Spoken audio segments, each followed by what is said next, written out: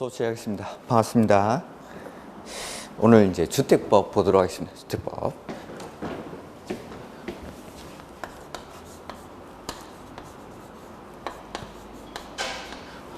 주택법에는 첫 번째 용어의 정의가 나오죠. 그래서 주택법에서만 쓰는 용어들, 이런 것들이 뭐 시험에서는 한두 문제 정도 출제가 되고, 두 번째 주택의 건설입니다. 건설. 이 주택 건설 사업을 하는 사람들은 미리 등록을 해야 됩니다. 첫 번째. 그래서 건축법에서는 건물 짓는 사람을 건축주라고 부르고, 주택법에서는 사업주체라고 하는데, 이 사업주체가 되려는 사람은 미리 국장에게 등록을 해야 된다는 거. 그 다음에 두 번째 조합이 나오죠. 조합. 그 다음에 세 번째는 사업계획 승인이라는 게 나오죠. 그래서 건축법에서는 건물 지을 때 건축 허가를 받고 건물을 짓지만, 주택법에서 한 번에 짓는 건물의 개수가 30호, 30세대 1만 제곱미터 이상일 때는 사업계획 승인을 받고 건물을 지어야 되죠. 이렇게 이런 것들. 그다음에 세 번째, 이렇게 지어진 공동주택을 이제 공급을 해야 됩니다. 공급. 그래서 공급에서는 뭐 분양가 상한제, 투기가율주구, 조정 대상 지역, 공급질서 교란행위, 뭐 전매 제한 이러한 행위들이 나오고, 그다음에 네 번째, 주택의 자금에서 이제 주택 상환사채라는 게 나오죠.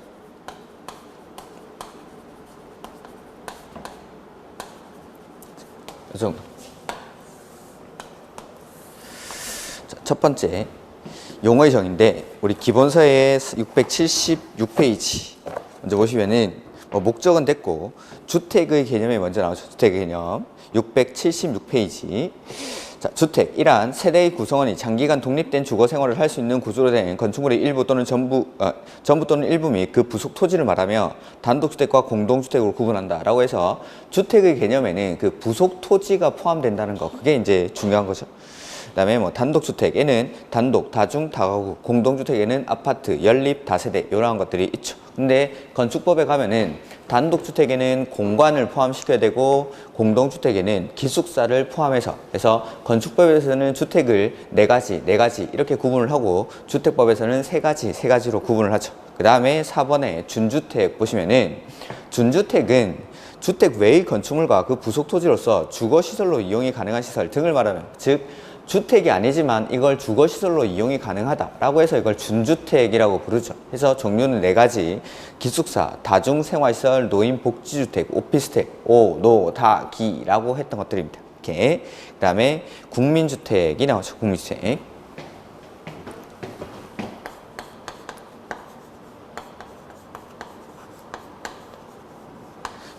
국민주택이란 국민주택 규모 이하의 주택으로서 공공이 직접 건설하거나 내지는 공공의 자금으로 건설되는 주택을 국민주택이라고 합니다. 국민주택. 그에 반해서 민영주택이라는 게 있죠.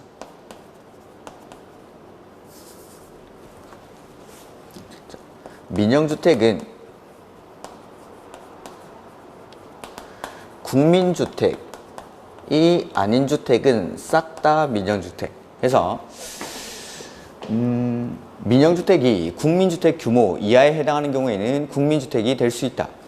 이런 것들은 틀린 지문입니다. 틀린 지문. 민영주택은 절대 국민주택이 될 수가 없다라는 거. 이렇게. 국민주택이 아닌 주택이 민영주택이니까. 그래서 국민주택은 요거 공공이 직접 건설하거나, 주택법에서 국가, 지자체, 주공, 지방공사 이렇게 네 사람이 묶여 나오면 공공이라고 생각하시면 됩니다. 그래서 국가, 지자체, 주공, 지방공사가 직접 건설한 주택 내지는 공공의 자금으로, 뭐 국가, 지자체의 재정이라든지 주택, 도시기금으로부터 자금 지원을 받아 건설하는 주택을 국민주택이라고 하죠. 이렇게. 그래서 국민주택 가로 1번에 나오는 게 박스 안에 1번, 국가, 지자체, 주공, 지방공사가 직접 건설한 주택 내지는 2번에 국가, 지자체의 재정 내지는 주택도시기금으로부터 자금 지원을 받아 건설되거나 개량되는 주택을 국민주택이라고 합니다. 그 다음에 678페이지 보시면은 6번 먼저 보죠. 6번. 민영주택이란 국민주택이 아닌 주택을 싹 다 민영주택이라고 하고, 그 위에 가로 2번에 국민주택 규모라는 게 나오는데, 국민주택 규모란 주거의 용도로만 쓰이는 면적, 이 1호 1세대당 85제곱미터 이하인 주택인데, 가로 안에 수도권을 제외한 도시지역이 아닌 읍면지역에서는 100제곱미터 이하인 것을 국민주택 규모라고 말합니다. 이렇게. 그 다음에 뭐 임대주택, 토지임대부 분양주택 이런 것들은 그냥 참고로 보시면 됩니다. 그 다음에 세대구분형 공동주택이라는 게 나오죠. 자, 이 세대구분형 공동주택은 일단 종류가 두 가지가 있습니다. 그래서 옆에 박스에 보시면은 679페이지 박스 안에 동그라미 1번 사업계획 승인을 받아 건설하는 공동주택. 요거는 이제 신축하는 아파트에서 세대구분형 공동주택을 건설할 때의 기준이고, 동그라미 2번에 나오는 공동주택관리법에 따른 행위 허가를 받거나 신고를 하고 설치하는 공동주택의 경우, 요거는 기존 공동주택을 리모델링을 통해서 세대구분형 공동주택을 설치할 때의 기준. 해서 1번을 물어보는 건지 2번을 물어보는 건지를 문제를 푸시면서 구분을 하고 문제를 풀어야 됩니다. 그래서 그 678페이지 9번에 그 밑에 세대구분형 공동주택의 의의부터 먼저 보면은, 세대구분형 공동주택이란 공동주택의 주택 내부 공간의 일부를 세대별로 구분하여 생활이 가능한 구조로 하되 그 구분된 공간의 일부를 구분 소유할 수 없는 주택. 이게 중요한 말이죠. 구분 소유할 수 없다라는 거. 해서 세대별로 구분해서 생활이 가능한 구조로 되어 있지만은 요거는 세대별로 구분해서 구분 소유할 수는 없습니다. 즉 소유권은 하나로 산정한다라는 거죠. 소유권을. 그 다음에 다음의 대통령령으로 정하는 건설 기준, 면적 기준 등에 적합하게 건설된 주택을 말한다 해서 박스 안에 보시면은 1번 사업계획 승인을 받아 건설한 공동주택. 요거는 신축하는 아파트에서 세대구분형 공동주택을 건설할 때 어떠한 기준에 맞춰서 지어야 되는지 해서 1번 기읍 세대별로 구분된 각각의 공간마다 별도 욕실, 부엌, 현관을 설치할 것. 그 다음에 하나의 세대가 필요할 때는 통합해서 사용할 수 있도록 세대 간의 연결문이나 경량구조의 경계벽을 설치할 것. 그 다음에 디귿에 세대구분형 공동주택의 세대수가 주택단지 안의 전체 공동주택 세대수의 3분의 1을 넘지 아니할 것. 그 다음에 리을 세대별로 구분된 각각의 공간마다 주거전용 면적 합계가 전체 주거전용 면적 합계의 3분의 1을 넘지 아니할 것. 즉 세대수도 3분의 1, 면적도 3분의 1 이내에서만 이 세대구분형 공동주택을 설치할 수가 있다라는 거. 단지 전체의 세대수의 3분의 1, 면적도 3분의 1 이내에서만.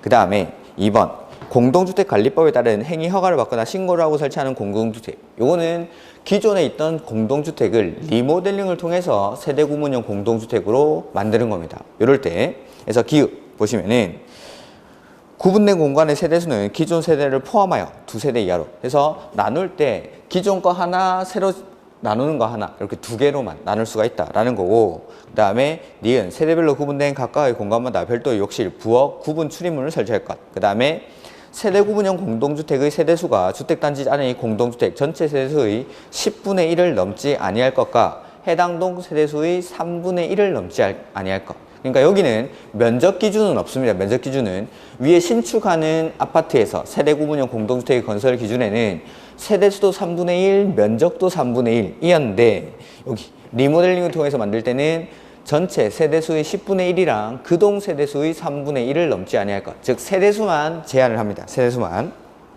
요거. 그래서 문제에서 사업계획 승인을 받아 지어지는 공동주택에서의 세대구분형 공동주택에 대한 설명이다. 옳은 것은. 이렇게 나오면은 동그라미 1번에 있는 거. 근데 공동주택관리법에 따른 행위 허가를 받거나 신고를 하고 설치하는 공동주택에서의 세대구분형 공동주택의 건설 기준이다. 뭐 옳은 것은 틀린 것은 나오면은 2번에 있는 거. 그래서 1번을 물어보는지 2번을 물어보는 건지 이런 것들을 구분을 하셔가지고 문제를 반드시 푸셔야 됩니다. 그 다음에 가로 2번 그 박스 밑에 윗박스 내의 1에 따라 건설된 설치 또는 건설 또는 설치되는 주택과 관련하여 주택 건설 기준 등을 적용하는 경우 세대구분형 공동주택의 세대수는 그 구분된 공간의 세대수에 관계없이 하나의 세대로 산정한다라고 되어 있죠. 뭐 박스 내의 1번뿐만 아니라 2번도 마찬가지입니다. 세대를 나눠서 세대가 각각 사용할 수 있는 구조로 하되 세대수를 산정할 때는 하나의 세대로, 즉 소유권도 하나로 산정하고 세대수도 하나로 산정을 합니다. 이렇게. 그 다음에 도시형 생활주택이 나오죠. 줄여서 뭐 도생이라고 부르는데, 이 도시형 생활주택은 세대수는 300세대 미만의 국민주택 규모에 해당하는 주택으로서 종류는 세 가지가 있죠. 첫 번째는 단지형 연립, 두 번째는 단지형 다세대, 세 번째는 원룸형 주택. 이렇게 종류는 세 가지가 있습니다. 단지형 연립, 단지형 다세대, 원룸형 주택. 그 다음에 자, 연립주택이나 다세대주택의 경우에는 원칙적으로 주택으로 쓰는 층수가 4계층 이하인 주택을 말하는데, 도생으로 지을 때 심의를 거친 경우에는 요거는 5계층까지 건축할 수 있다라는 거죠. 이렇게. 요게 내용의 끝이니까 시험에는 잘 안 나온다고 생각하시면 됩니다. 그래서 연립이나 다세대 주택 같은 경우에는 원칙적으로는 주택으로 쓰이는 층수가 4계층 이하인 주택이지만 도생으로 지을 때 심의를 거치면 5계층까지 건축할 수 있다라는 거. 그래서 주로 이제 시험에 나오는 건 원룸형 주택의 요건이 그 밑에 박스에 나오죠. 그래서 가로 1번 내용부터 보면은 도시형 생활주택이란 300세대 미만의 국민주택 규모에 해당하는 주택으로서 국계법에 따른 도시지역에 건설하는 다음의 주택을 말한다 해서 맨 처음에 원룸형 주택부터 나옵니다. 자, 도생은 국민주택 규모에 해당하는 주택이니까 원칙적으로는 85제곱미터 이하의 주택을 말하는데, 원룸형 주택의 경우에는 동그라미 1번의 기읍 세대별 주거전용 면적은 50제곱미터 이하일 것. 도생은 85제곱미터 이하면 되지만 원룸형 주택일 때는 50제곱미터 이하일 것. 그 다음에 세대별로 독립된 주거생활이 가능하도록 욕실, 부엌을 설치할 것. 그 다음에 디귿 원룸이니까 욕실이랑 보일러실을 제외한 공간은 하나의 공간으로 구성하는 게 원칙인데, 주거전용 면적이 얼마 이상일 때?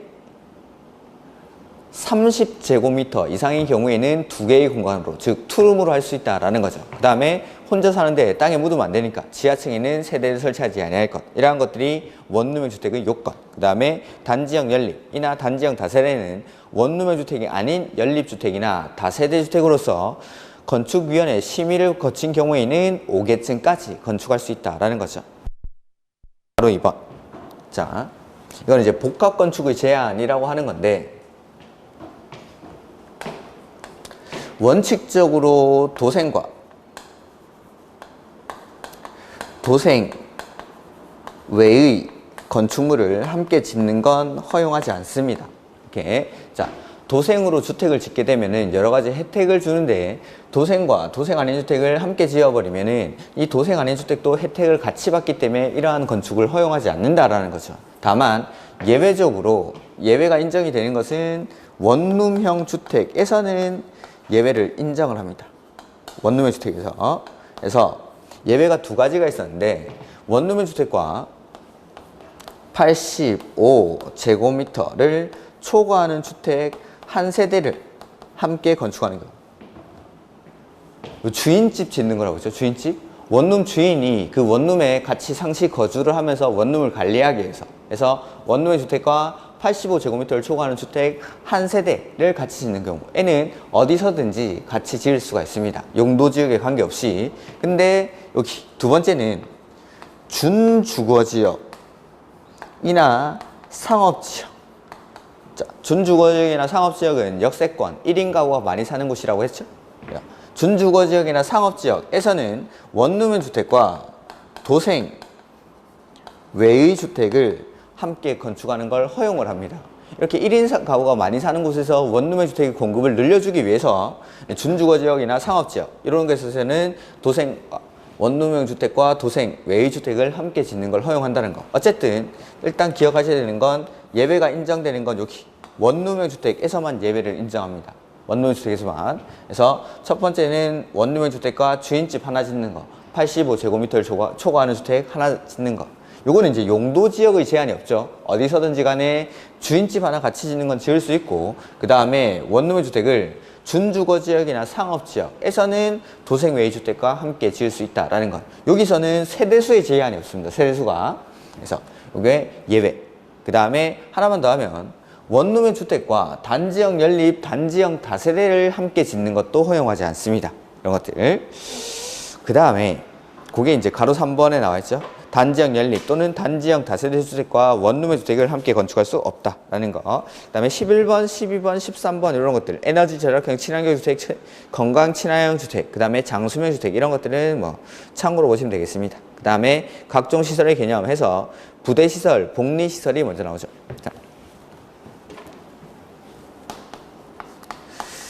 부대시설이라는 거는 아파트를 지으면 당연히 따라와야 되는 것들, 즉 사람들이 들어가서 이용하는 게 아니라고 했습니다. 이건 사람들이 들어가서 이용하는 게 아니라 아파트가 지어지면 따라오는 뭐 경비실, 관리사무소, 도로, 담장, 옹벽, 축대, 주차장 이러한 것들, 각종 설비들, 통신설비 이런 것들. 근데 복리시설의 경우에는 아파트 입주민들의 편익을 위해서 아파트 입주민들이 들어가서 이용하는 것들, 즉 사람들이 들어가서 이용하는 것들입니다. 뭐 운동시설이라든지 유치원, 어린이 놀이터, 경로당 이렇게 사람들이 들어가 가지고 이용하는 것들, 요 정도 기준을 가지고 구분을 하시면 충분히 문제 맞추는 데는 지장이 없으니까 부대시설은 사람이 들어가 있지 않은 거, 근데 복리시설은 사람들이 들어가서 이용하는 거, 요 정도로 구분을 하시면 되겠습니다.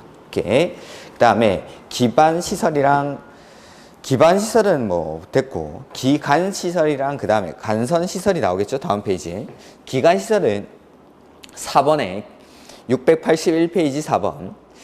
기간시설이란 도로, 상하수도, 전기, 가스, 통신, 지역난방시설 등을 기간시설이라고 하고, 간선시설은 방금 보신 기간시설들, 단지 안에 있는 기간시설과 단지 밖에 있는 기간시설을 연결시키는 시설을 간선시설이라고 합니다. 다만 밑에서 두 번째 줄, 가스, 통신, 지역 난방시설의 경우에는 단지 안에 있는 기간시설 역시 간선시설. 그래서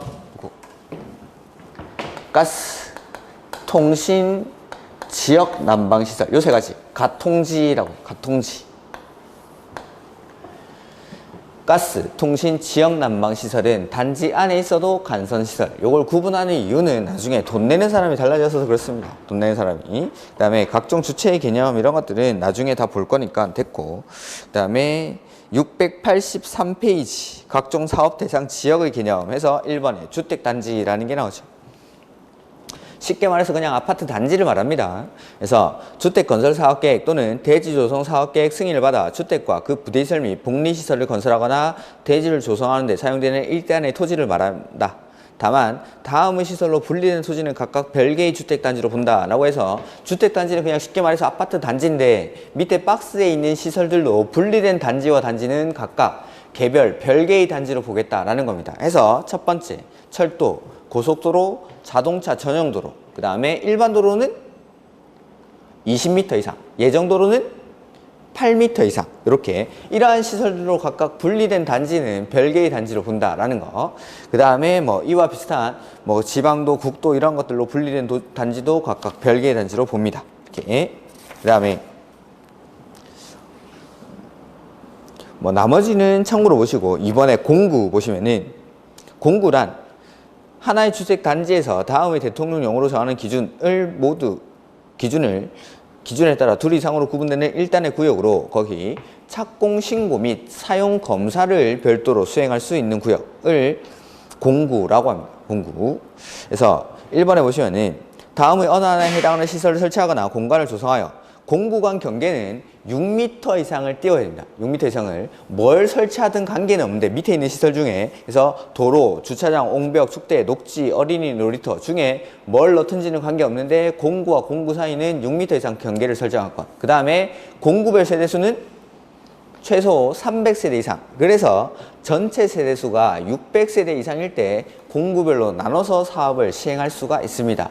최소 공구를 나누려면 1공구, 2공구로는 나눠야 되고 1공구 300세대, 2공구 300세대 해서 600세대는 돼야 공구별로 분할해서 사업을 시행할 수 있다라는 거. 그 다음에 3번에 공공택지. 자, 일단 공공택지에는 절대 나오면 안 되는 말이 환지. 환지 방식은 공공택지에 해당하지 않습니다. 그래서 거기 보시면은 싹 다 수용 방식. 수용 방식이 공공택지에 해당합니다. 해서 다음 중 공공택지에 해당하지 아니하는 것은 뭐 이런 식으로 나오면은 요 환지란 말이 들어가 있을 겁니다. 아니면은 똑같은 말이 조합이 시행하는 이라는 게 나옵니다. 뭐 도시개발 사업, 도시개발 사업을 조합이 시행하는 경우. 이게 왜 환지랑 똑같냐면, 조합은 도시개발 사업을 환지 방식으로 시행하기 때문에 요거는 환지 방식이랑 똑같은 말입니다. 그래서 이런 식으로 나오면은 틀린 지문. 근데 공공택지는 수용 방식으로만. 그 다음에 그냥 문제에서 다음 중 주택법상 용어에 관한 설명으로 옳은 것은 틀린 것은 이렇게 나왔을 때는 그냥 뭐뭐뭐 하는 사업은 공공택지에 해당하는 공공사업에 해당한다 이런 식으로 출제가 될 수 있습니다. 그러한 것들은 뭐 어쩔 수 없이 세모 쳐놓고 확실하지 않을 때는 세모 쳐놓고 문제를 푸는 수밖에 없는데 여기에 나오는 사업들을 다 외우기는 좀 힘드니까 여러 가지 몇 번 한 읽어보면서 눈에는 익혀두는 정도? 그러니까 다 외우기 힘들기 때문에 눈에 익혀두는 정도지 뭐 달달 외울 필요까지는 없다는 거. 다만 요거 환지라든지 조합, 도시개발사업을 조합이 시행하는 경우 이런 것들은 반드시 틀린 지문이라는 것만 기억을 하시고 나머지 사업의 명칭들은 눈에 익혀두는 정도로만 몇 번 보시기 바랍니다. 그 다음에 뭐 리모델링이라는 게 나오죠. 그래서 리모델링은 주택법에서는 크게 대수선이랑 증축으로 구분하죠.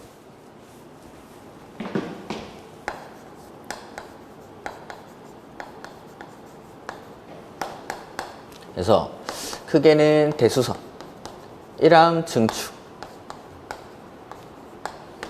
해서 대수선은 사용검사나 사용승인일로부터 10년 이 경과할 것을 요건으로 하고 증축의 경우에는 15년 이 경과할 것을 요건으로 합니다.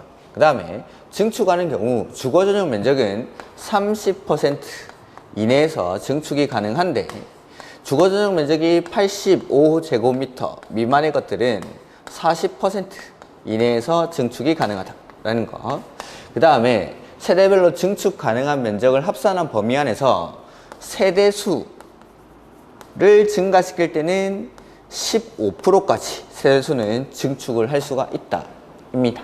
그 다음에 수평으로 증축할 수 있고 수직으로 증축할 수 있는데 이 위로 쌓아 올릴 때 수직 증축하는 경우 기존 건축물이 15층 이상일 때에는 3개 층까지 증축이 가능하고 14층 이하인 경우에는 2개 층까지 증축이 가능합니다. 그 다음에 수직 증축하려는 경우에는 신축 당시에 구조도를 보유하고 있을 것 이러한 것들을 요건으로 하죠. 이게 리모델링. 지금 써놓은 숫자들을 바꿔가지고 시험에 출제하니까 이런 숫자들을 좀 기억을 하셔야 됩니다. 그 다음에 뭐 리모델링 기본 계획은 너무 짧게 나와 있으니까 뒤에 문제가 나오면 좀 더 상세하게 말씀을 드리겠습니다. 이렇게 해서 용어의 정의 문제가 나오는데 제가 용어의 정의는 문제를 따로 풀지 않겠습니다. 지금 봤던 이런 내용들 암기하는 사항들을 반복하는 것밖에 안 되기 때문에 근데 문제 혹시나 뭐 토지 임대부 분양주택이라든지 제가 아까 보지 말라고 했던 환경 친화형 주택, 뭐 장수면 주택 이런 것들이 나오면은 그런 것들은 그냥 가볍게 넘기십시오. 이렇게 뭐 지금부터 뭐 3번의 1번 지문 보면은 3번 289페이지 문제집 289페이지 3번 문제의 1번 지문 토지 임대부 분양주택 이런 것들은 그냥 가볍게 보시면 됩니다. 1번 문제 2번 지문 건강 친화형 주택 이런 것들 임대주택 뭐 이런 것들도 가볍게 보시면 됩니다. 이런 것들은 시험이랑은 크게 관련이 없습니다. 토지 임대부 분양주택은 전에 한번 말씀드린 적이 있는데 주택건설 대지를 소유권을 확보하는 게 아니라 이걸 빌려 쓰는 겁니다. 사업주체가. 그래서 사업주체가 소유한다든지 국공유지를 사업주체가 빌려서 임대를 하는 거죠. 그리고 이 위에 아파트를 지어서 여기에 입주하는 사람들은 이 구분 소유 대상이 되는 건물에 대한 소유권만 이전받고 토지는 임대해서 쓰는 거. 대지에 대해서는. 그걸 토지 임대부 분양주택이라고 부릅니다. 이게 즉 반값 아파트입니다. 반값 아파트. 이런 것들은 크게 상관은 없습니다. 이렇게. 그다음에 나머지 내용들도 그렇게 용어의 정의에서는 어려운 문제가 없기 때문에 그냥 한번 풀어보시면 됩니다. 암기사항들. 그래서 292페이지 8번 문제. 292페이지 8번 문제 보시면은 주택법령상 세대구분형 공동주택 중 사업계획 승인을 받아 라고 되어 있죠. 이러한 것들은 신축하는 아파트에서 세대구분형 공동주택을 건설하기 위한 건설 기준. 근데 만약에 다른 문제에 뭐 다음 중 공동주택관리법에 따른 행위 허가를 받아 건축하는 공동주택에서의 세대구분형 공동주택의 건설 기준 뭐 이런 것들이 나오면은 아까 리모델링을 통해서 세대구분형 공동주택을 만들 때의 건설 기준들 이런 것들 뭐 암기사항이니까 여러분들이 확인을 해보시면 될 겁니다. 그 다음에 11번에 295페이지 11번에 공공택지가 아닌 것 해서 5번 지문 보시면 도시개발조합이 시행하는 도시개발사업 여기 나와있죠? 아 지웠구나. 자, 환지 방식은 절대 나오면 안 된다고 했죠. 공공택지는. 그래서 환지 방식이 나오면 안 되는데 여기는 보면은 도시개발조합이 시행하는 이라고 돼 있죠. 도시개발조합이 시행하는 도시개발 사업이라는 게 바로 환지 방식으로 사업을 한다는 거랑 똑같은 말입니다. 295페이지 11번 문제. 5번 지문 이런 것들. 그래서 굳이 환지 방식으로 나오지 않더라도 도시개발조합이 시행하는 도시개발 사업 이런 것들은 환지 방식이랑 똑같은 말이라는 거. 이렇게. 그 다음에 나머지는 제가 뭐 풀어볼 문제는 별로 없는 것 같습니다. 그래서 빈칸 넣기고 다 문제니까 이런 것들 암기사항들 그냥 한번 확인해 보시기 바랍니다. 그 다음에 주택 건설이라는 게 나오죠. 이렇게. 그래서 우리 기본서에는 689페이지가 나옵니다. 689페이지. 그 다음에 688, 689 이하에 자 이제 공동주택을 건설합니다. 건설할 때 건축법에서는 건물 짓는 사람을 건축주라고 부르는데 주택법에서는 사업주체라고 하죠. 그 사업주체가 되려는 사람들은 미리 국장에게 등록을 해야 돼요. 등록을. 그래서 그 등록에 관한 부분인데 첫 번째 사업주체가 될 수 있는 후보자들이 첫 번째 국가 내지는 지자체,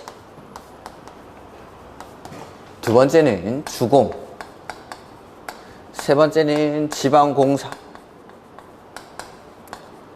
그 다음에 네 번째는 공익법인, 그 다음에 다섯 번째는 조합, 그 다음에 여섯 번째 고용자, 그 다음에 일곱 번째는 법인, 그 다음에 여덟 번째는 개인. 자, 이런 사람들이 주택법상의 사업 주체가 될 수 있는 사람입니다. 근데 거기 689페이지에 보시면은 비등록 사업 주체라고 나오죠. 비등록 사업 주체. 자, 이러한 사업 주체들이 주택 건설 사업을 할 때는 등록을 해야 되는데 그 등록의 요건은 단독주택은 20호, 공동주택은 20세대, 대지조성 사업은 1만 제곱미터 이상, 즉 연간 이러한 사업을 하려는 계획을 세웠을 때는 미리 국장에게 등록을 해야 돼요. 등록을. 근데 여기서 뭐 세대 구분형, 그 도시형 생활주택의 경우에는 30세대 이상이라는 게 있습니다. 이렇게. 자, 근데 이 비등록 사업 주체라는 건 국장에게 등록을 하지 않는다라는 건데 6명이 나오죠. 국가지자체, 주공, 지방공사, 공익법인, 조합, 고용자 이런 사람들은 등록을 하지 않습니다. 해서 등록을 안 한다고 해서 비등록 사업 주체, 그 다음에 등록하는 사람이 등록 사업자 내지는 등록 사업 주체라고 하는데 거기에는 2명, 법인이랑 개인이 있는 거죠. 법인이랑 개인이. 그래서 이런 사람들까지는 등록을 하지 않고 법인이랑 개인은 등록을 하는데 이 법인이 등록할 때의 요건은 자본금이 법인은 3억 이상, 개인은 자산 평가액이 6억 이상이고 관련 분야 기술자를 1명 이상 보유를 해야 되고 그 다음에 사무실을 갖추고 있을 것, 이러한 것들이 등록사업자가 등록을 하기 위한 요건입니다. 이렇게. 그 다음에 여기 조합이나 고용자는 무조건 등록을 안 하는 건 아니고 요 밑에 있는 등록사업자와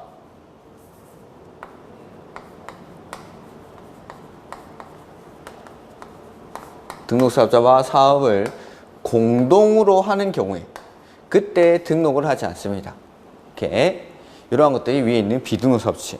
그래서 뭐 사업주체의 뭐 이런 것들은 됐고 주택건설 사업의 등록해서 연간 그 688페이지 맨 밑에 2번 주택건설 사업의 등록해서 등록 의무, 연간 대통령령으로 정하는 호수라고 되어 있죠. 단독주택은 20호, 공동주택은 20세대. 다만 가로 안에 보시면은 도시형 생활주택의 경우에는 30세대로 한다라고 되어 있습니다. 이렇게 얘가 그냥 연간 20호, 20세대라고 했는데 도생은 30세대. 그 다음에 대지조성사업은 1만 제곱미터 이상. 이렇게 사업을 할 때는 국장에게 미리 등록을 합니다. 등록을. 그래서 등록의 요건 해서 자본금, 법인의 경우에는 3억, 개인은 자산평가액이 6억. 그 다음에 주택건설 사업할 때는 건축 분야 기술자 1명. 그 다음에 대지조성 사업할 때는 토목 분야 기술자 1명. 이렇게 각각 보유를 해야 되고 사무실을 갖추고 있을 것. 이런 것들. 그 다음에 그 밑에 있는 참고는 보실 필요 없고 그 다음에 비등록사업주체라고 해서 위에 있는 이런 사람들은 등록을 하지 않는다라는 거죠. 그 다음에 등록의 기준 이런 것들은 됐고 공동사업주체인데 여기 나오는 조합 그리고 토지소유자 조합이나 토지소유자의 경우에는 등록사업자와 사업을 공동으로 할 수 있답니다. 할 수 있다. 맨 끝에 그래서 690페이지의 공동사업주체 1번, 2번에 토지소유자 조합 이러한 사람들은 등록사업자와 사업을 공동으로 할 수 있다. 할 수 있다. 근데 3번에 고용자의 경우에는 등록사업자와 공동으로 사업을 시행하여야 한다라고 되죠. 하여야 한다. 그 다음에 2번에 주택조합에 하나 봐야 되는데 첫 번째 줄 주택조합이 그 구성원의 주택을 건설하는 경우 대통령령으로 정하는 바에 따라 등록사업자와 공동으로 사업을 시행할 수 있다라고 돼 있고 첫 번째 줄 가로 안에 근데 여기서 제외되는 게 세대수가 증가하지 아니하는 리모델링 주택조합은 제외합니다. 자, 리모델링은 원칙적으로는 공급이 일어나지 않습니다. 30세대의 공동주택을 리모델링을 통해서 집을 고치면 30세대, 즉 원래 소유자들이 집을 리모델링을 통해서 고치고 나서 다시 자기 집에 들어가 사는 거니까 공급이라는 게 이루어지지 않습니다. 그래서 등록사업자랑 사업을 같이 하고 말고의 문제가 애시당초 발생을 안 한다라고 생각하시면 됩니다. 이렇게. 그래서 조합은 저기 5번에 있는 조합은 등록사업자와 사업을 공동으로 할 수 있는데 거기서 제외되는 게 요거 세대수가 증가하지 않는 리모델링 주택조합은 제외한다. 이렇게. 그 다음에 등록사업자의 결격사유 691페이지 결격사유 1번부터 4번까지는 결격사유 나올 때마다 나오는 거죠. 그래서 됐고 5번에 등록이 말소되고 나서 얼마? 2년이 지나지 않느냐. 그래서 등록이 말소되고 2년이 지나지 않는 자는 등록을 할 수 없고 그 다음에 임원 중에 결격사유에 해당하는 자가 있는 법인 이런 사람도 등록을 할 수가 없습니다. 그 다음에 등록사업자의 시공 이런 것들은 됐습니다. 그냥 참고로 보시고 그 다음에 주택건설사업 등록의 말소 692페이지 이러한 사유가 있을 때는 등록을 말소할 수 있다는 거죠. 다만 딱 두 가지 사유에는 등록을 말소하여야 한다라는 게 있어요. 등록을 말소하여야 한다 해서 1번에 거짓이나 그 밖에 부정한 방법으로 등록을 한 경우 그 다음에 5번에 등록증을 대여한 경우 이 두 가지 경우 그러니까 나머지 1번부터 10번까지 등록을 말소할 수 있는 경우가 엄청나게 많죠. 그걸 다 외울 수 없기 때문에 우리는 필요적으로 반드시 등록을 말소하여야 하는 경우만 보호하는 겁니다. 그게 거짓, 기타 부정한 방법으로 등록했거나 내지는 등록증을 대여했을 때는 등록을 말소하여야 한다. 그 다음에 693페이지 4번에 등록 말소 또는 영업정지 처분을 받은 등록사업자는 그 처분 전에 사업계획 승인을 받은 사업은 계속 수행할 수 있다. 다만 등록 말소 처분을 받은 등록사업자가 그 사업을 계속 수행할 수 없는 중대하고 명백한 사유가 있는 경우에는 그러하지 아니하다 해서 여기까지가 등록에 관한 부분입니다. 자, 문제 한번 보죠. 303페이지 문제집 303페이지 보시면 됩니다.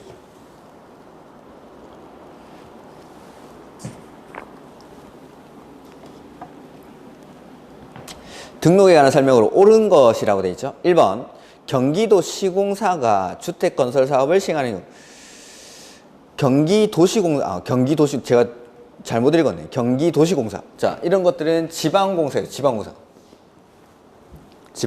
경기도시공사가 주택건설사업을 시행하는 경우에는 등록을 하지 않겠죠. 지방공사니까. 그 다음에 주공도 등록을 하지 않고 지방공사는 등록을 안 하죠. 1번이랑 3번 지문이 똑같은 말이죠. 경기도시공사나 지방공사나 등록을 하지 않는다는 거. 그래서 3번이 옳은 지문. 그 다음에 고용자는 등록사업자와 공동으로 사업을 할 때 등록을 하지 않죠. 그 다음에 주공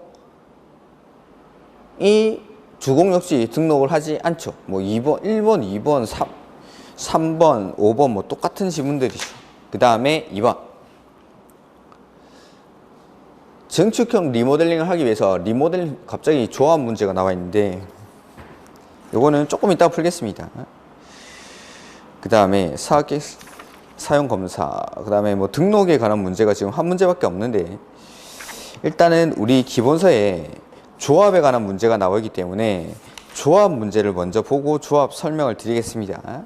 그래서 일단은 2번 문제 하고 그 다음에 315페이지 15문제를 볼 건데, 그 전에 조합을 먼저 설명을 드리죠. 기본서는 693페이지. 그래서 지금 우리 책에 지금 등록에 관한 문제가 한 문제밖에 안 나와 있는데, 요 등록을 하는지 안 하는지 이런 것들, 그 다음에 법인이나 개인이 등록의 요건들 이런 것들, 그 다음에 조합은 등록사업자랑 사업을 공동으로 할 수 있고 고용자는 공동으로 하여야 한다. 다만 조합에서 세대수가 증가하지 않는 리모델링 주택조합은 등록사업자와 공동으로 사업을 하는 사업주체에서 제외된다라는 거, 이런 것들. 그래서 자, 이제 조합을 먼저 설명을 드리고 조합 문제를 먼저 풀겠습니다.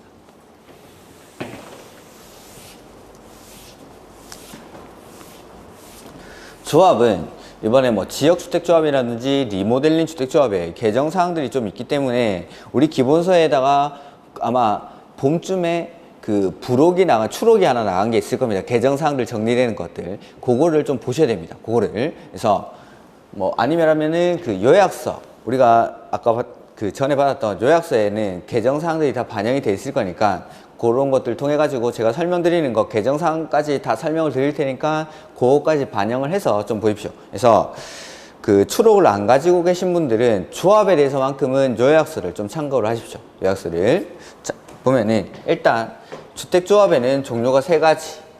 첫 번째는 지역주택조합, 두 번째는 직장주택조합, 그 다음에 세 번째는 리모델링 주택조합. 이렇게 종류는 세 가지가 있습니다. 첫 번째, 조합원의 자격부터 보면은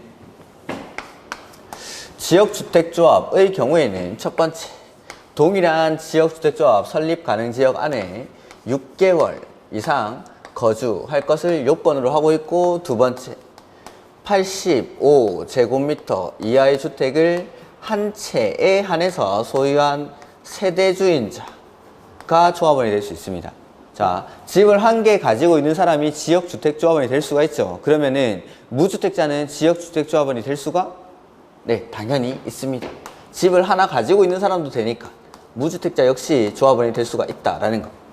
이렇게 요게 지역주택조합 조합원의 자격. 그 다음에 직장주택조합은 크게는 이제 건설하기 위한 직장주택조합과 공급받기 위한 국민주택을 공급받기 위한 직장주택조합, 이렇게 두 가지로 나뉘는데, 이 둘 다 동일하게 요구하는 건 동일한 직장의 근로자일 것을 요건으로 합니다.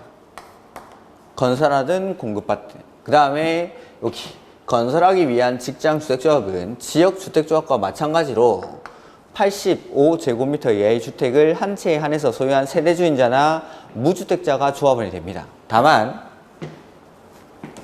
요거 공급받기 위한 직장주택조합은 무주택자만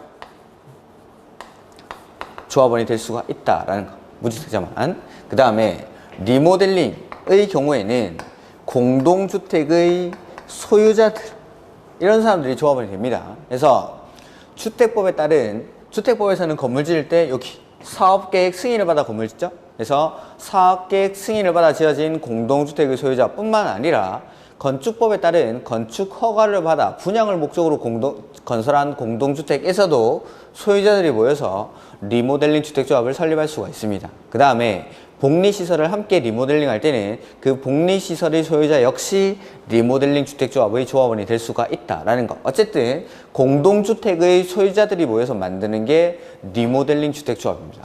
이러한 것들이 이제 조합원의 자격이죠. 조합원의 자격. 그 다음에 두 번째는 이제 조합원의 수.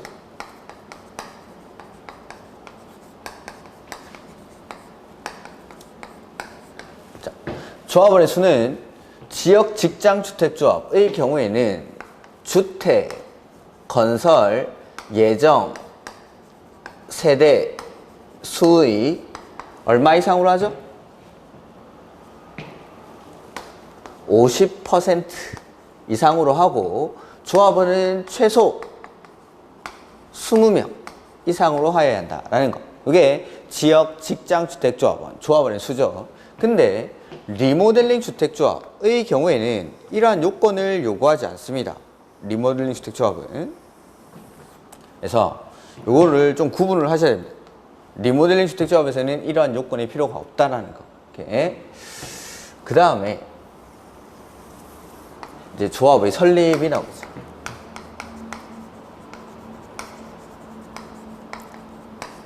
조합의 설립.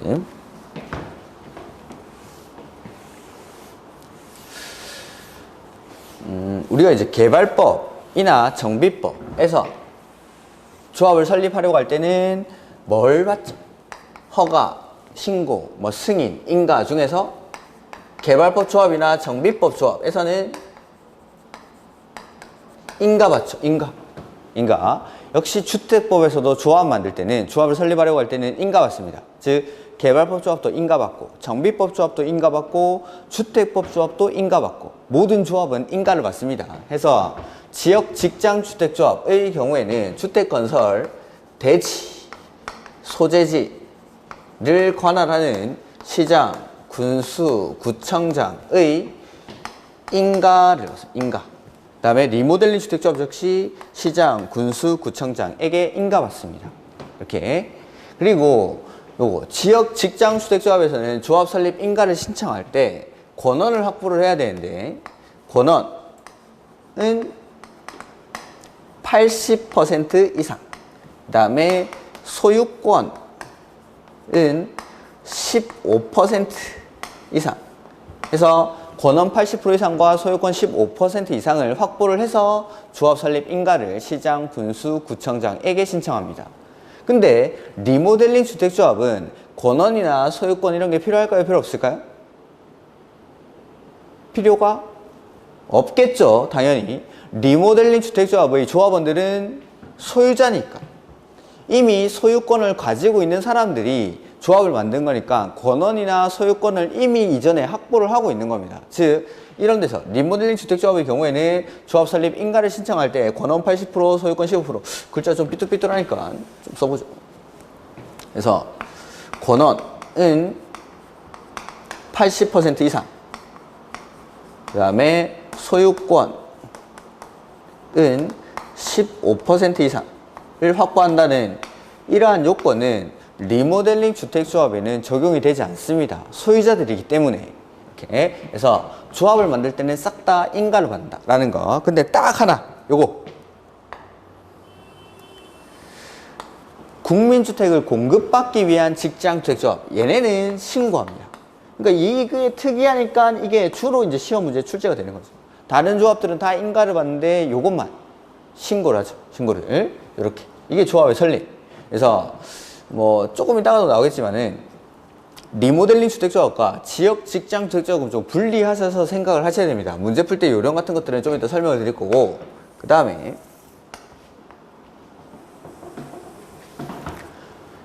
마지막으로 조합원의 교체 내지는 신규 가입. 자, 원칙적으로 지역 직장 주택조합의 조합원의 지위를 사고 팔고 하는 행위는 금지합니다. 원칙은. 그래서 지역주택조합, 직장주택조합, 조합원의 지위를 양수하는 행위는 원칙 금지. 근데 예외적으로 사업, 계획, 승인 후에는 양도가 가능해집니다. 이게 무슨 말인지 한번 보죠. 자, 이제 책의 내용에 나올 건데, 맨 처음에 지역주택조합을 사업을 하겠다, 뭐 직장주택조합을 만들겠다라고 하면은 발기인들이 있습니다. 처음에 이제 사업을 하자라는 사람들, 이 발기인들이 모여가지고 조합원 모집 신고를 합니다. 조합원을 모집하기 위한 신고서를 접수를 하는 거죠. 조합원 모집 신고를. 그래서 조합원을 모집할 때는 원칙 신고하고 공개 모집하는 게 원칙이죠. 그리고 이 조합원을 모집하려고 할 때는 이것도 이제 개정된 내용이라서 추록에 있을 겁니다. 아니면 요약서를 보십시오. 권원 50% 이상을 확보해서 조합원 모집 신고를 접수합니다. 그 다음에 우리 이제 목표한 인원들이 모이고 나면은 그 인원들을 가지고 조합 설립 인가를 신청해. 조합 설립 인가를 모집하고 나서. 그리고 조합 설립 인가를 신청할 때는 아까 여기 보셨던 대로 조합을 설립할 때 인가 신청할 때는 권원은 80% 이상, 그 다음에 소유권은 15% 이상을 확보를 해서 조합 설립 인가를 신청하죠. 그 다음에 인가 받고 나면은 그 뒤에 사업에 착수하려고 할 때는 사업 계획 승인을 받아야 돼요. 사업 계획 승인을. 자, 이 사업 계획 승인을 신청할 때 얘는 원칙은 소유권을 100% 확보를 해야 사업 계획 승인을 받을 수 있다. 건축 허가 신청할 때도 남의 땅에 건물 못 짓듯이 우리가 주택 건설 사업할 때도 내 땅에다 건물 지어요. 내 땅에. 그래서 원칙은 소유권을 100% 확보하는 게 원칙인데 예외적으로 지금 조합하고 있으니까 조합만 하겠습니다. 자, 조합의 경우 등록사업자와 공동으로 사업을 하는 조합의 경우에는 95% 이상의 소유권을 확보를 하고 나머지 토지가 매도 청구 대상이 될 때는 사업계획 승인을 받을 수가 있다라는 거. 자, 사업을 하는 사업 주체의 권원이라든지 소유권 확보 현황이 이 사업의 절차에 따라 이렇게 달라지는 겁니다. 자, 조합 설립 인가를 받고 나서 조합원이 됐죠. 그때는 주택건설 대지에 대한 아직 권원 80%랑 소유권 15%밖에 확보하고 있지 않은 상태입니다. 갑이 을에게 자신의 조합원의 지위를 넘깁니다. 그냥 주진 않겠죠. 프리미엄 주고 넘기죠. 그 다음에 을도 병에게 자신의 조합원의 지위를 넘깁니다. 넘기고 하는데 이때 갑자기 병이 양도받은 단계에서 조합원의 지위를 넘겨받은 단계에서 사업이 무산이 되는 거죠. 그러면은 병의 손에는 아무것도 남지 않습니다. 실체가 없으니까. 그냥 내가 가입비 내고 가입을 한 거밖에 없는 겁니다. 그 지위만 지금 사고 팔고 하고 있는 거죠. 근데 리모델링 주택조합 갑은 20년 된 공동주택의 소유자인데 증축형 리모델링을 하겠답니다. 그래서 자신의 아파트를 을에게 넘기고 병에게 넘겼습니다. 근데 리모델링 사업이 중간에 무산이 되는 거죠. 그러면 병의 손에는 지금 남아있는 게 요 20년 된 아파트가 남아있는 겁니다. 즉, 이 리모델링 주택조합의 경우에는 오래된 아파트를 사고 팔고 함에 따라 내가 이 소유자이기 때문에 조합원이 되는 건데 지역이나 직장주택조합은 아무것도 없는 그냥 지위만을 지역 직장주택조합원의 지위만을 사고 팔고 하는 행위인 거죠. 그냥 아무것도 없는 허상의 지위만을 사고 팔고 하는 행위, 그걸 금지하겠다는 그걸. 그래서 아직 조합 설립 인가 받고 나서 사업계획 승인을 받기 전까지 이 단계에서는 사업 주체가 가지고 있는 실체가 없기 때문에 지위만을 사고 팔고 하는 행위를 금지한다. 다만 실체가 생기는 시점, 사업계획 승인 후부터는 양도가 가능해집니다. 즉 보면은 사업계획 승인을 신청하려면 소유권을 원칙은 100% 확보하고 예외적으로 95% 이상의 소유권을 확보하고 나머지 토지가 매도 청구 대상이 되면 되니까 이때는 주택건설 대지에 대한 소유권이 확보돼 있으니까 땅을 이제 사고 팔고 하는 겁니다. 그래서 이때는 양도가 가능하다는 거. 그래서 실체가 없는 조합원의 지위만을 사고 팔고 하는 행위는 금지하지만 리모델링 주택조합원의 지위를 사고 팔고 하는 건 당연히 가능합니다. 소유자들이니까. 그래서 원칙은 금지되는데 예외적으로 사업계획 승인 후에는 양도가 가능하다. 그 다음에 나머지 사유들 한번 보면은 조합원 추가 모집 승인을 받은 경우, 자 1000세대의 아파트를 짓기 위해서는 조합원을 최소 몇 명 모집해야 되죠? 500명, 50% 이상의 조합원을 구성해야 되니까 주택건설 예정세수.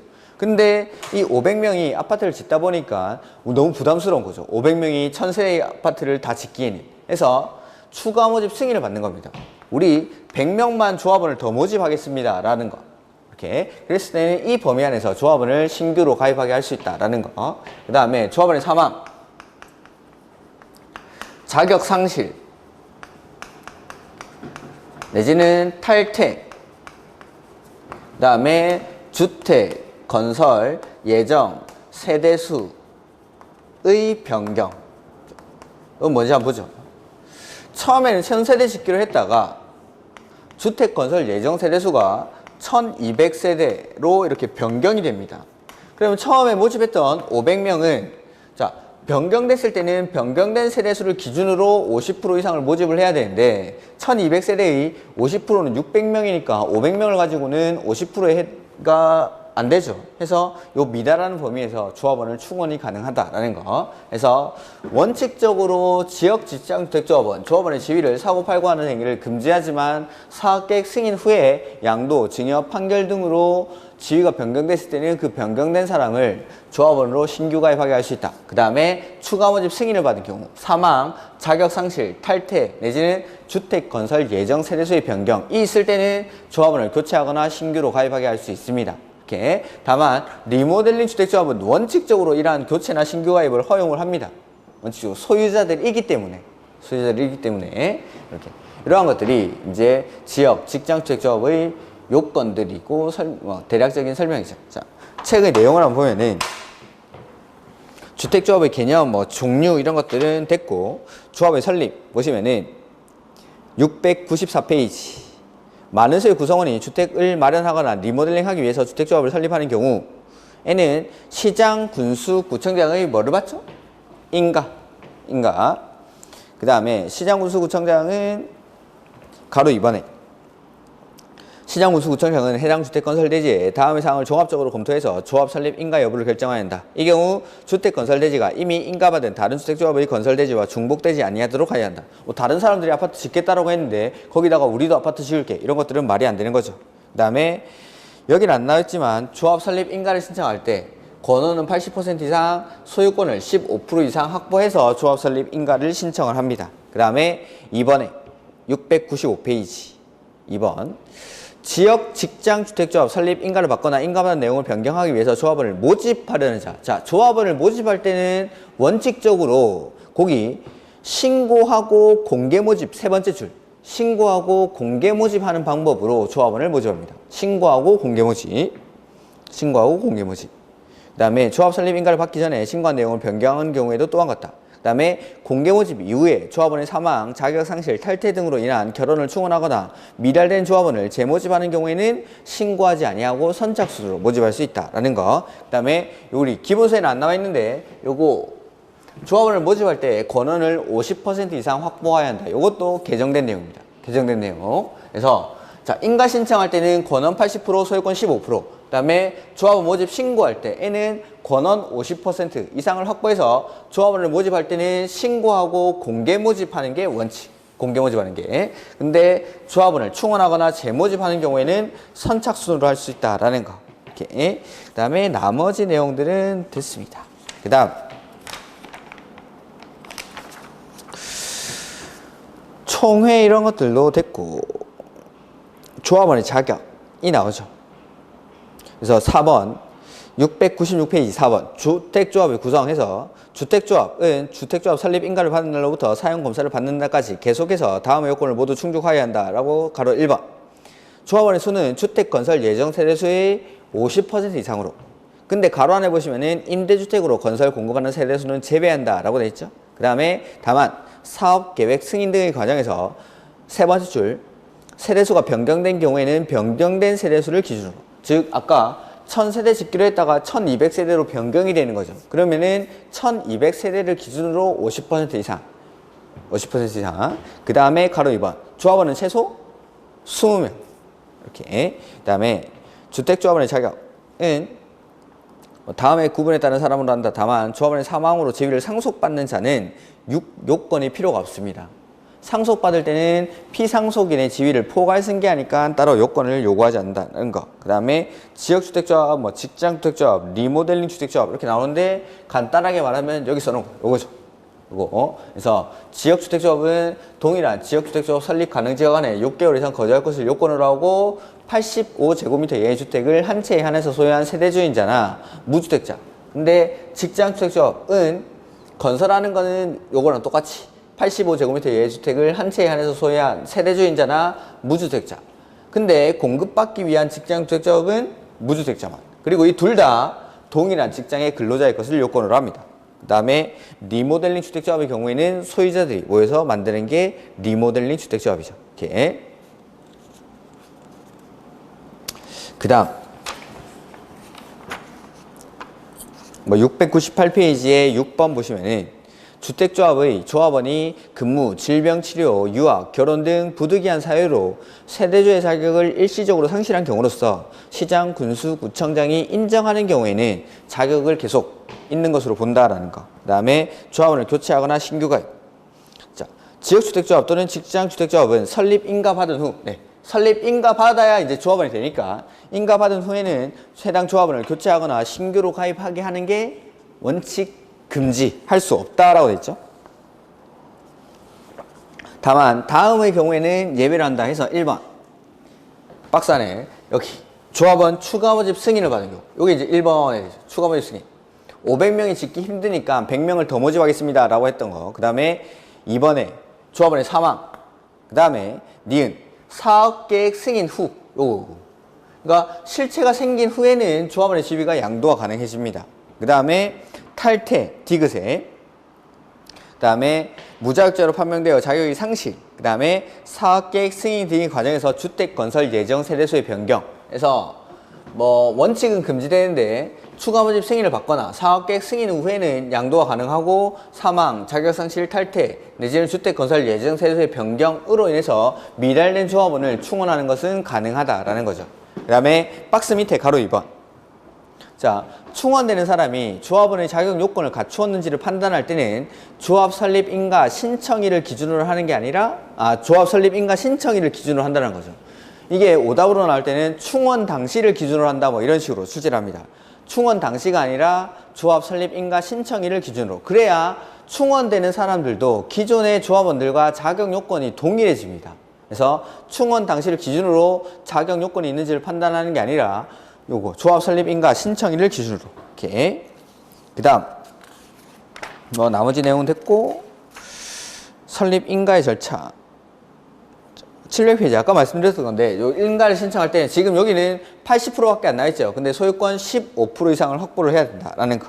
이렇게. 근데 뭐 나머지는 됐고 그 가로 9번 가로 9번이 아니라 700페이지의 9번 등록사업자의 책임 9번, 700페이지 9번입니다. 9번. 주택조합과 등록사업자가 공동으로 사업을 시행하면서 시공할 경우 등록사업자는 시공자로서의 책임뿐만 아니라 자신의 기책 사유로 사업 추진이 불가능하게 되거나 지연됨으로 인하여 조합원에게 입힌 손해를 배상할 책임이 있다. 그래서 시공자로서의 책임은 당연해지는 거고 자신의 기책 사유로 발생한 손해에 대해서도 배상할 책임이 있다라는 거. 그 다음에 요거 딱 하나 요거. 국민주택을 공급받기 위한 직장주택조합은 조합을 설립하기 위해서는 신고한다라는 게 10번에 나와 있죠. 이렇게. 그다음에 뭐 조합원에게 우선 공급한다라는 거 11번. 다만 거의 701페이지 11번에 조합원에게 우선 공급. 자, 주택조합이 사업을 했을 때는 조합원에게 당연히 우선 공급을 합니다. 그리고 남는 것들은 일반 분양하죠. 근데 리모델링에서는 일단 우선 공급이라는 말이 안 나옵니다. 아까도 말씀드렸지만 집을 고쳐서 소유자들이 다시 들어가서 사는 거죠. 그러니까 리모델링에서는 원칙적으로 공급이라는 단어가 나오지 않는다는 거. 이렇게. 그 다음에 뭐 나머지 됐고 12번. 조합의 탈퇴. 조합은 조합 규약으로 정하는 바에 따라 조합의 탈퇴 의사를 알리고 탈퇴할 수 있다. 그리고 탈퇴한 조합원은 비용의 상한을 청구할 수 있죠. 환급을. 그 다음에 제명된 조합원 역시 환급을 청구할 수 있다라는 거고 업무에 대행 이런 것들은 됐습니다. 그 다음에 어딜 볼 거냐면은 703페이지 703페이지에 조합 임원의 결격사유 기본서 703페이지 조합 임원의 결격사유 해서 1번부터 4번까지는 항상 나오는 거라고 하고 그냥 넘어가면은 그냥 여러분들도 그냥 넘어갈까봐 한번 마지막으로 읽어보죠. 첫 번째 임원의 결격 사유는 미성년자, 피성년 후견인, 피한정 후견인. 두 번째는 파산 선고를 받고 복권되지 아니한 자. 세 번째, 금고 이상의 형을 선고받고 형의 집행이 종료되거나 면제받기로 한 날로부터 2년이 지나지 아니한 자. 네 번째는 집행유예 기간 중에 있는 자. 이건 모든 결격 사유에 다 나오는 거죠. 그 다음에 조합 임원, 이거 주택법상 조합 임원의 결격 사유에는 집행유예뿐만 아니라 여기 5번에 선고유예라는 게 있어요. 선고유예. 그 다음에 6번 자격상실이랑 자격정지. 그 다음에 7번에 해당 주택조합의 공동사업 주체인 등록사업자 내지는 업무 대행사의 임직원 역시 조합의 임원이 될 수가 없다라는 거. 이렇게. 그 다음에 다음 페이지 보시면은 뭐 5번은 됐고 6번에 주택조합의 사업계획 승인 신청인데 여기 조합 설립 인가 받고 나서 사업계획 승인 신청은 2년 안에 해야 돼요. 2년 안에. 조합 설립 인가 받고 나서 사업계획 승인 신청은 2년 내에. 2년 내에. 그 다음에 뭐 나머지는 됐습니다. 그 다음에 여기 안 나와 있는데 개정사항에 나와 있습니다. 자, 지역주택조합 같은 경우에는 뭐 지역이든 직장이든 사업이 중도에 안 되고 막 질질 끌리고 지연되는 경우가 많다 보니까 일정 기간 안에 이 사업의 절차들이 진행이 안 되면은 조합원들이라든지 조합 가입자들이 모여가지고 사업 종결 여부를 결정할 수 있습니다. 자, 요거는 신설된 조문인데 이번에 뭐 거의 문제 100% 확실히 나올 겁니다. 이런 것들은 제가 당연히 동형 모의고사 9, 10월 문제에도 넣어놨습니다. 이런 내용들은 지금 우리가 대면 수업을 할 수 없으니까 동영상으로 듣는데 그때 9, 10월 달에 문제 풀 때 다시 한번 강조를 드릴 건데, 자, 조합원 모집 신고가 수리된 날부터 2년 내에 조합 설립 인가를 신청하는 게 아니라 받지 못하면, 자, 모집 신고가 수리되고 나서 2년 안에 조합 설립 인가를 받지 못하면 가입자들이 다 모여가지고 총회를 개최해서 사업의 종결 여부를 결정할 수 있습니다. 그만하자. 우리 그만하자. 사업 그만하자.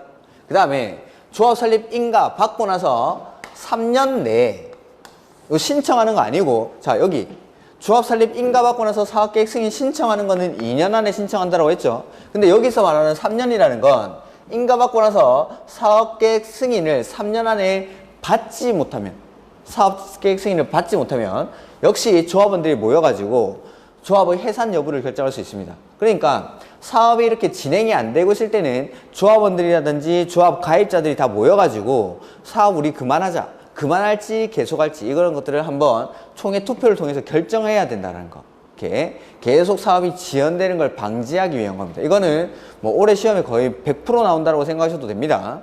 그래서 요거는 신청하는 게 아닙니다. 우리가 앞에서 뭐 2년 내에 신청하지 아니하면 뭐 이런 게 많이 나왔었는데, 신청하는 게 아니라 모집 신고가 수리된 날로부터 2년 안에 조합 설립 인가를 받지 못하거나 조합 설립 인가 받은 날부터 사업계획 승인을 3년 안에 받지 못하면 사업의 종결 여부를 내지는 조합의 해산 여부를 결정하여야 한다라는 거. 그래서 이런 해산 여부를 결정할 때는 해산 여부를 결정하기 위한 총회를 소집하기 7일 전까지 회의 목적, 안건, 일시, 장소 등을 이 조합원들이라든지 가입자들에게 통지를 해줘야 됩니다. 그 다음에 뭐 조합 해산할 때 이럴 때는 청산인을 선임해야 된다라는 것, 이런 것들이 신설된 내용입니다. 여기까지가 조합.